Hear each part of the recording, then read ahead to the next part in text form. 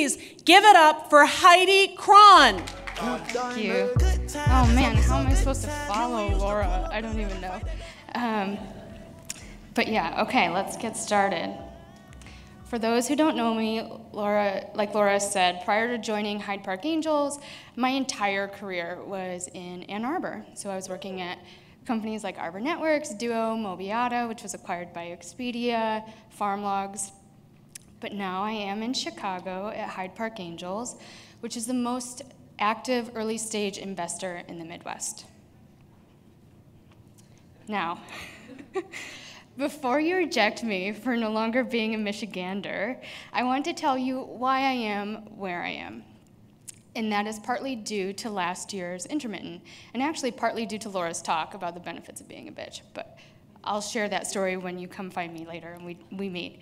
But last year, as we stood in the venue in Ann Arbor at the Arc, and everything was over, and we were getting ready to go to the Intermixer after party, which is going to be rad, like go to that tonight, I felt a sudden and overwhelming sense of sadness. And that was because I realized that nurturing the Midwest entrepreneurial ecosystem wasn't my job. So I quit my job. And I found my way to HPA, where my job really is to oversee our strategy for evangelizing the Midwest as a great opportunity for investors to invest in amazing entrepreneurs. So I get to be the bridge between Michigan and Chicago, which is where the vast majority of Midwest venture capital comes from. For example, I worked with my boss this week to publish this article in VentureBeat to help shine a light on the work that so many people in this room are doing. The work you're doing is incredible, and it needs to be seen and heard on the coast. That's how we will help drive capital into this region. So I say all of this because I have heard so many times about the great things that Intermitten has done for people who have attended, which is awesome and inspiring, but I wanted to thank you for helping to make Intermitten impactful, because last year the tables turned and you helped me find my dream job.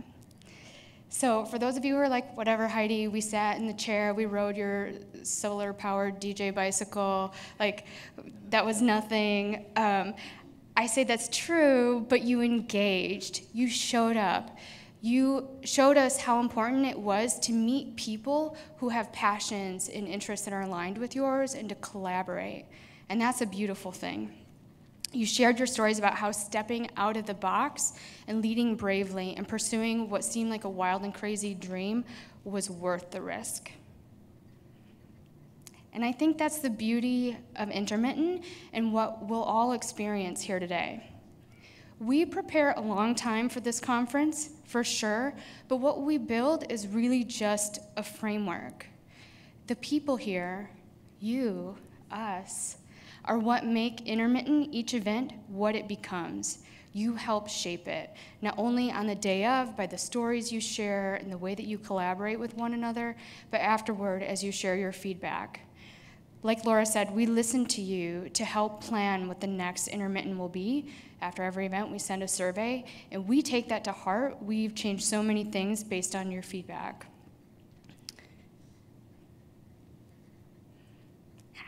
So here are some things that we've heard last year. A space filled with inspiring stories and impassioned people that both reinforced and expanded my values with diverse, thoughtful perspectives.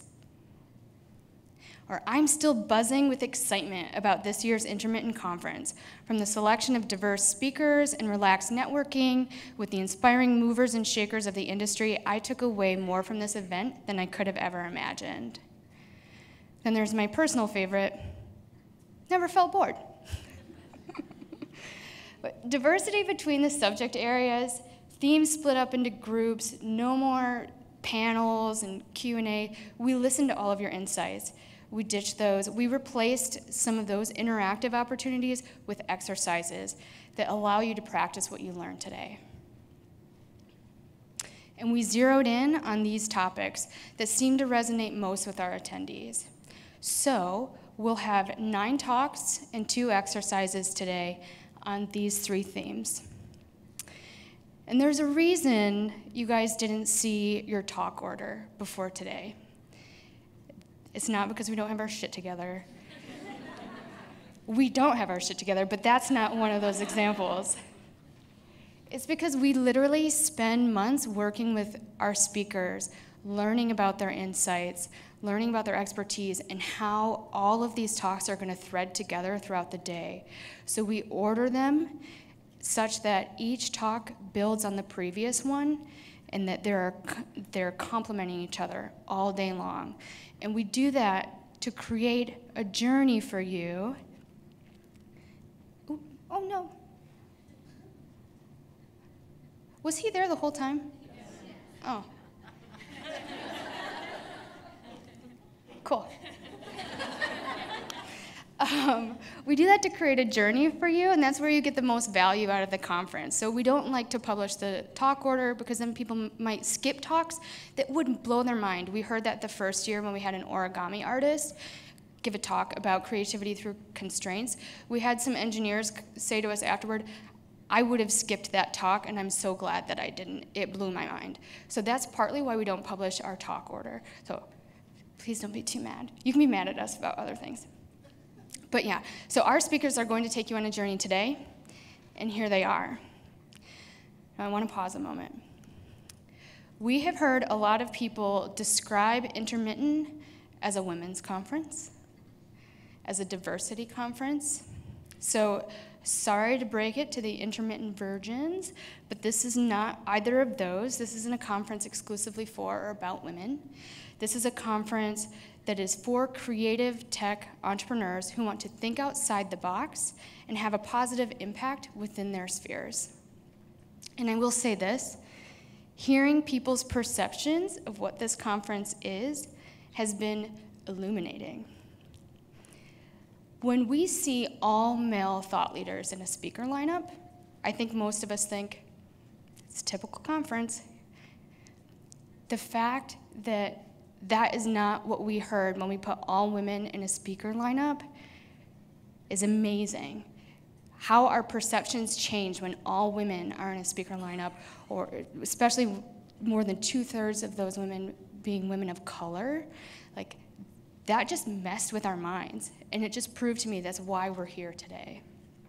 So the other thing that I've heard is that how can you claim to be inclusive if you have no men in this lineup? And it's a valid question. This is how I think about that, and it's been reinforced by continually hearing how people don't understand what this conference is because it's all women and women of color. The pendulum has been so far swung in this direction for so long that I really think it needs to swing back far in the other direction in order for us to find an equilibrium and balance somewhere in between. So when we were planning for this event, and every time I would feel doubts about having all women, I would think of our dear Ruth Bader Ginsburg and how she continually defends her stance on wanting to see 9 women Supreme Court justices, just as there have been 9 male Supreme Court justices in the past. So this is the slide where I was going to say, despite some concerns about inclusivity, nobody bought a Skeptical Guy ticket. However, we sold out of regular tickets yesterday, and we definitely had people buy the Skeptical Guy tickets that we didn't plan for people to buy. And then they emailed us immediately after, and they're like, I'm coming, but I'm not a skeptical guy. I'm really into this. You are safe. It's cool. We're so glad you're here, especially even if you were skeptical. Would love to have you here.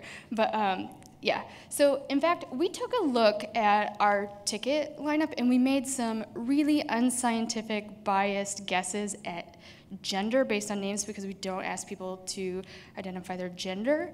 But we were curious about something like, what would this audience look like today, and how has having all women in the lineup influenced ticket sales? And pretty amazingly, if we remove the 11 female speakers, we have like a 55-45 female to male ratio in this lineup, which I am super proud of for a couple of reasons. One, having a diverse speaker lineup didn't scare away people too much. People are still here, men are still here, and excited to learn about this, or learn from this group of badass women. But the thing that I'm even more excited about is we're at a tech conference that has more women than men, which I think has to be setting some kind of a record. So that's pretty cool. That said, we have so much room to grow. Putting women up, putting women of color up, does not make us automatically diverse and inclusive. That's something that's going to take a long time for us to all learn and practice and continually do. It's not a destination. We have to keep going. So I'm really excited about bringing our next speaker up. Her name is Nikki Pardo. And she is going to lay the foundation for the rest of this conference. She's going to lead us through an exercise helping to surface our unconscious biases. So, Global Alliance Solutions is a consulting company that offers highly interactive, customized diversity training for corporations, nonprofits, schools, law enforcement agencies, conferences. Nikki is also the co-founder of The Pack, a community-based project that hosts conversations linked to inclusion, equity, and community all throughout Detroit. She's amazing. We are so grateful to have her here. Please join me in giving her a huge warm welcome.